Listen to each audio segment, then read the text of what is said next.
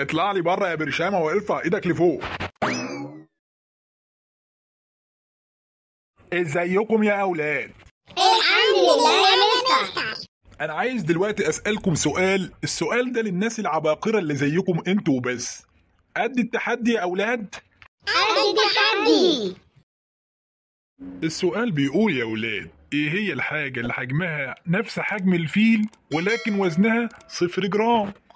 يلا قوم يا برشامه جاوب. العجل في بطنهم يا استاذ. اطلع لي بره يا برشامه وارفع ايدك لفوق. قوم اقف انت يا حموكشه. نعم يا مستر. جاوب يلا على السؤال.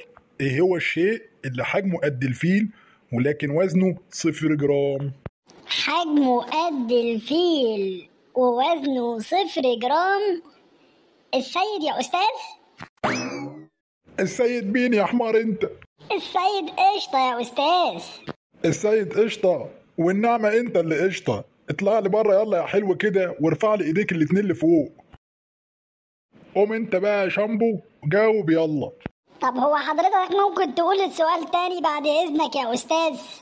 ايه هو الشيء اللي حجمه قد الفيل بالظبط ولكن وزنه 0 جرام؟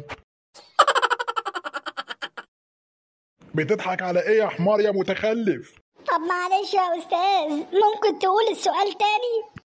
ايه هو الشيء اللي حجمه قد الفيل بالظبط ولكن وزنه 0 جرام؟ اطلع لي بره انا متخلف انت وارفع ايديك الاتنين لفوق.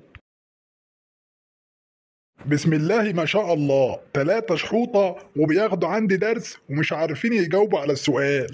يا استاذ مش احنا لوحدنا، انت لو سألت الناس المتابعين دلوقتي برضه هم كمان مش هيعرفوا يجاوبوا. ايوه فعلا يا استاذ، كلام برشامة صح، المتابعين مش هيعرفوا يجاوبوا على السؤال. لا انا بقول لكم المتابعين هيعرفوا يجاوبوا على السؤال. تحدي. ايوه طبعا تحدي يا استاذ، انا بقول لك برضه مش هيعرفوا يجاوبوا على السؤال. طب وانا كمان بقول لكم ان المتابعين اشطر منكم وهيعرفوا يجاوبوا على السؤال.